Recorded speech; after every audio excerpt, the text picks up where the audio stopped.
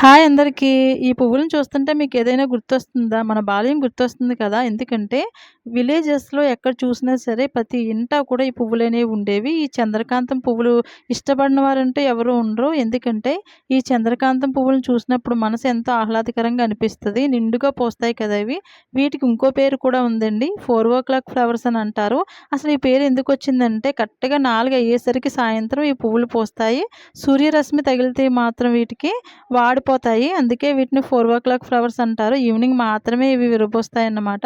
Morning ఎండొచ్చే time కల్లా ఇవి ముడుచుకుపోతాయి. కానీ చూడడానికి మాత్రం మనసుకెంతో ఆహ్లాదకరంగా చాలా నిండుగా అనిపిస్తుంది మనకి.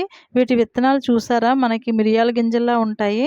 ఇవి మనకి నర్సరీల్లో కూడా మనకి ఇప్పుడు కావాలనుకున్నా సరే లభిస్తాయి. అలాగే విలేజెస్‌లో ఉన్న వాళ్ళకైతే ఇంకా ఎక్కడ పడితే అక్కడ ఇప్పటికి కనిపిస్తున్నాయి ఈ మొక్కలు. మా పెరట్లో కూడా ఉందండి. చూసారు కదా ఎంత బాగున్నాయో ఇవి పువ్వులు.